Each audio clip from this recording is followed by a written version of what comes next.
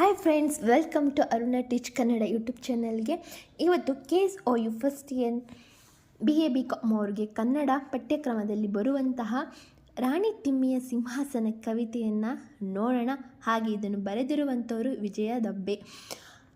ಮತ್ತು first time ನಮ್ಮ videos ನೋಡ್ತಾ ಇರೋರು ಸಬ್ಸ್ಕ್ರೈಬ್ ಮಾಡಿ ಅಂತ ಹೇಳ್ತಾ, ಫಸ್ಟು ನಾವು ಕವಿಯಿತ್ರಿಯ ಪರಿಚಯನ ಮಾಡಿಕೊಂಡು ನಂತರ ಇದರ ಸಾರಾಂಶವನ್ನು ನೋಡೋಣ. ವಿಡಿಯೋ ಎಂಡ್ವರೆಗೂ ನೋಡಿ, ತುಂಬ ಯೂಸ್ಫುಲ್ ಆಗುತ್ತೆ ನಿಮಗೆ, ಹಾಗೆ ಅರ್ಥ ಆಗುತ್ತೆ ಅಂತ ನಾನು ಭಾವಿಸ್ತೀನಿ. ನಿಮ್ಮ ಎಕ್ಸಾಮ್ ಬರಲಿಕ್ಕೆ ಒಂದು ಹೆಲ್ಪ್ ಆಗುತ್ತೆ. ಈ ಒಂದು ಲೆಸನಿಂದ ನಿಮಗೆ 5 ಮಾರ್ಕ್ಸ್ಗೆ ಮತ್ತು 10 ಮಾರ್ಕ್ಸ್ಗೆ ಕೇಳುವಂಥದ್ದು. ಆದಷ್ಟು ಗಮನವಿಟ್ಟು ಕೇಳಿ, ನಿಮ್ಗೆ ಯೂಸ್ ಆಗಲಿ ಅನ್ನೋ ಒಂದು ಉದ್ದೇಶ. ಸ್ಟಾರ್ಟ್ ಮಾಡೋಣ ವಿಡಿಯೋನ. ವಿಜಯ ದಬ್ಬೆ 1951 ಜನನ. ವಿಜಯ ದಬ್ಬೆಯವರು 1/3/1951 ಹಾಸನ ಜಿಲ್ಲೆಯ ದಬ್ಬೆ ಗ್ರಾಮದಲ್ಲಿ ಜನಿಸಿದವರು.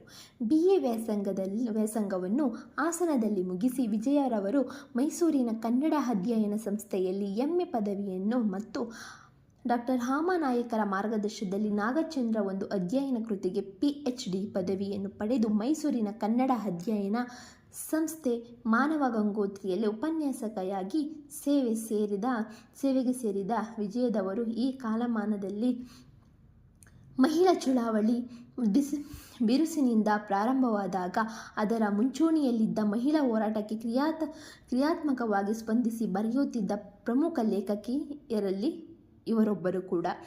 ಡಾಕ್ಟರ್ ವಿಜಯ ದಬ್ಬೆಯವರು ಇರುತ್ತವೆ ಪ್ರಥಮ ಕವನ ಸಂಕಲನ 1975 ಪ್ರಕಟಗೊಂಡಿದೆ. ನಂತರ ನೀರು ಲೋಹದ ಚಿಂತೆ, ತಿರುಗಿ ನಿಂತ ಪ್ರಶ್ನೆ ಮತ್ತು ಇತ್ತೀಚೆ ಮೂರು ಕವನ ಸಂಕಲನಗಳನ್ನು ಪ್ರಕಟಿಸಿದ್ದಾರೆ. ಇವರ ಕವಿತೆಗಳು ನಮ್ಮ ಸಾಮಾಜಿಕ ಸಂದರ್ಭದ ಡೊಂಗಿತನವನ್ನು, ಪಾಪ ಪುಣ್ಯಗಳ ನಡುವಿನ ಕಪಟಗಳನ್ನು, ಮನುಷ್ಯ ಸೃಷ್ಟಿಸಿಕೊಳ್ಳುವ ಸುಳ್ಳಿನ ಮುಖವಾಡಗಳನ್ನು ಬಯಲೆಳೆಯುತ್ತದೆ. ಪ್ರಸ್ತುತ ಕವಿತೆಯನ್ನು ನೀರು ಲೋಹ ಚಿಂತೆ ಎಂಬ ಕವಿತಾ ಸಂಕಲನದಿಂದ ಆರಿಸಿಕೊಳ್ಳಲಾಗಿದೆ. ಕವನದ ವಸ್ತು ತಿಳ್ಕೊಳ್ಳೋಣ. ಕವಿತೆಯದ್ದು ರಾಣಿ ತಿಮ್ಮಿಯ ಸಿಂಹಾಸನ. ಕವಿತೆಯು ವಸ್ತು ಎಂದರೆ ಪುರುಷ ಪ್ರಧಾನ ಕುಟುಂಬ ವ್ಯವಸ್ಥೆಯಲ್ಲಿ ಒಂದು ಹೆಣ್ಣಿನ ಆಸೆಗಳು, ಕನಸುಗಳು ಭಗ್ನವಾಗಿ ಹೋಗುವ ಸತ್ಯವೊಂದನ್ನು ಅನಾವರಣಗೊಳಿಸುತ್ತಾ ಆ ಮೂಲಕ ಇಂತಹ ಕೌಟುಂಬಿಕ ವ್ಯವಸ್ಥೆ ಇರುವಾಗ ಶ್ರೀಪರವಾದ ಹೋರಾಟಗಳು, ಪ್ರಗತಿ, ಸಮಾನತೆ, ಪರಿಣಿತಿ ಎಂಬ ಮಾತುಗಳು ಅರ್ಥಹೀನತೆಯನ್ನು ಎತ್ತಿ ಹಿಡಿಯುವ ಆಶಯವನ್ನು ಹೊಂದಿದೆ. ಪುರುಷ ಪ್ರಧಾನ ವ್ಯವಸ್ಥೆಯಲ್ಲಿ ಗಂಡಿನ ಅಹಂಕಾರ, ಜನ್ಯ ಕಾನೂನು ಕಟ್ಟಳೆಗಳು ಹೆಣ್ಣಿನ ಮಾನಸಿಕ ಪ್ರಪಂಚವನ್ನು ಹೇಗೆ ಛಿದ್ರಗೊಳಿಸುತ್ತವೆ, ಶತಮಾನಗಳಿಂದ ತುಳಿಯಲ್ಪಟ್ಟ ಹೆಣ್ಣಿನ ಮಾನಸಿಕ ಸ್ಥಿತಿ ಎಂತಹುದು ಎಂಬ ವಸ್ತುವಿನ ಸುತ್ತ ಕವಿತೆ ಬೆಳಕನ್ನು ಚೆಲ್ಲುತ್ತದೆ. ಅಂದರೆ ಆಗಿನ ಕಾಲದಲ್ಲಿ ಹೆಣ್ಮಕ್ಳಿಗೆ ಅಷ್ಟು ಅವಕಾಶಗಳಿರಲಿಲ್ಲ. ಹೆಣ್ಣಾದವಳು ಮದುವೆ ಆದ ನಂತರ ಹೆಣ್ಣಾದವಳು ಒಂದು ಮನೆಗೆ ಸೀಮಿತ ಆಗಿರಬೇಕು, ಅಡುಗೆಗೆ ಸೀಮಿತ ಆಗಿರಬೇಕು ಅವಳು ಅಂತ ಒಂದು ಹುಚ್ಚು ಕಲ್ಪನೆ ಇತ್ತು. ಅವಳನ್ನ ಒಂದು ಹೆಣ್ಣನ್ನು ಹೊರಗಡೆ ಹೋಗ್ಲಿಕ್ಕೆ ಬಿಡ್ತಿರ್ಲಿಲ್ಲ, ಒಂದು ದುಡಿಯೋದಕ್ಕೆ ಬಿಡ್ತಿರ್ಲಿಲ್ಲ ಅಂತ ಒಂದು ಮನೆಯವರ ಅಥವಾ ಒಂದು ಪುರುಷನ ಒಂದು ಪೌರತ್ವ ಅಂದರೆ ಅವಳ ಮೇಲೆ ನೀನು ಹೆಣ್ಣು, ನಿನ್ನ ಮನೇಲೇ ಇರಬೇಕು ಅಂತ ಅವಳ ಒಂದು ಕೀಳಾಗಿ ನೋಡ್ಕೊತಿದ್ದು. ಮತ್ತು ಎಷ್ಟೇ ಆಸೆಗಳಿದ್ದನು ಕೂಡ ಅದು ನೆರವೇರಿಸ್ಕೊಳ್ಳೋಕೆ ಆಗ್ತಿರ್ಲಿಲ್ಲ. ಏಕೆಂದರೆ ಒಂದು ಹೆಣ್ಣಾದವಳು ಒಂದು ಮನೆ, ಒಂದು ಅಡುಗೆಗೆ ಸೀಮಿತ ಆಗಿರಬೇಕು ಅನ್ನೋ ಆ ಕಾಲದಲ್ಲಿ ಇದ್ದಂತಹದ್ದು. ಅದಕ್ಕೆ ಆ ಒಂದು ಮಹಿಳಾ ಚುನಾವಣೆ ಅಂತ ಬಂದಿದ್ದು. ಎಷ್ಟೋ ಹೋರಾಟಗಳು, ಹೆಣ್ಣಿಗೆ ಒಂದು ಕೂಡ ಸಮಾನ ಹಕ್ಕಿದೆ, ಪುರುಷನಷ್ಟೇ ಸಮಾನ ಹಕ್ಕಿದೆ ಅಂತ ಎಷ್ಟೋ ಹೋರಾಟಗಳು ಕೂಡ ನಡೆಯುವಂಥದ್ದು ನಿಮಗೂ ಕೂಡ ಗೊತ್ತು. ಇದನ್ನು ಇವಾಗ ಕವಿತೆಯ ವಿಶ್ಲೇಷಣೆ ನೋಡೋಣ. ರಾಣಿ ತಿಮ್ಮಿಯ ಸಿಂಹಾಸನ. ಕವಿತೆ ನೀರು ಲೋಹದ ಚಿಂತೆ 1985 ಕವಿತಾ ಸಂಕಲನದ ಮೊದಲ ಕವಿತೆಯಾಗಿದ್ದು, ಇದೊಂದು ಕವನದ ಮಾದರಿಯಲ್ಲಿ ರಚಿತವಾಗಿರುವ ಕವಿತೆಯಾಗಿದೆ. ಕವಿಯಿತ್ರಿ ಡಾಕ್ಟರ್ ವಿಜಯ ದಬ್ಬೆಯವರು 1970ರ ದಶಕದಲ್ಲಿ ಕರ್ನಾಟಕ ಸಾಹಿತ್ಯ ರಂಗದ ಮೇಲೆ ಬೀಸಿದ ಹಲವು ಚಳುವಳಿಗೆ, ಪ್ರಗತಿ ಪಥಗಳ ಅಲೆಗಳಿಗೆ ಸಕ್ರಿಯವಾಗಿ ಪಾಲ್ಗೊಂಡವರು ಎಂಬುದನ್ನು ನಾವು ಈ ಹಿಂದೆ ಗಮನಿಸಿದ್ದೇವೆ.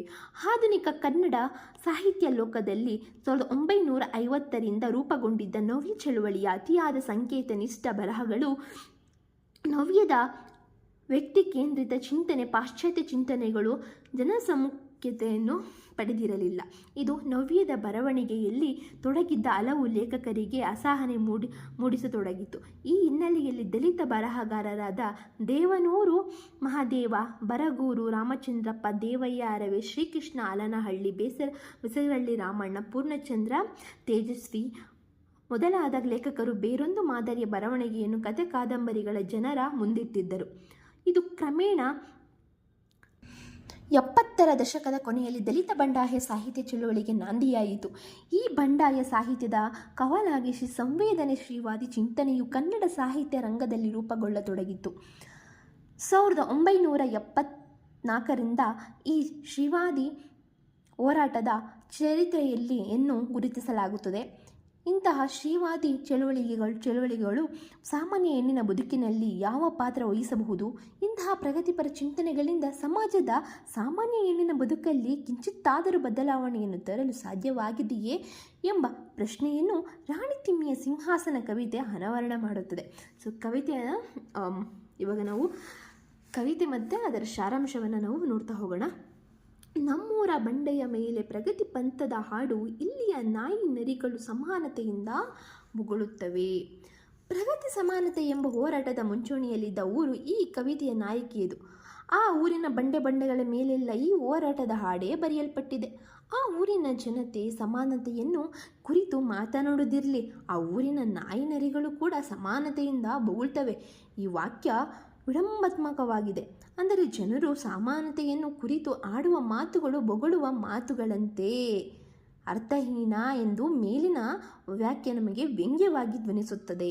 ಹೀಗೆ ಕವಿತೆ ಆರಂಭದಲ್ಲಿಯೇ ಪ್ರಗತಿ ಸಮಾನತೆಗಳನ್ನು ವ್ಯಂಗ್ಯವಾಗಿ ಗೇಲಿ ಮಾಡುತ್ತಾ ಪ್ರಾರಂಭವಾಗಿದೆ. ಇವಾಗ ಎರಡನೇ ಕವಿತೆ ನೋಡೋಣ. ಹೀಗೆ ಎಲ್ಲ ಕ್ರಾಂತಿಗಳನ್ನು ಹೊದ್ದು ಮಲಗಿರುವ ಊರು ಆ ಊರು ಎಂದ ಮೇಲೆ ಅಲ್ಲಿ ನಾಟಕವೊಂದು ನಡೆಯುತ್ತದೆ.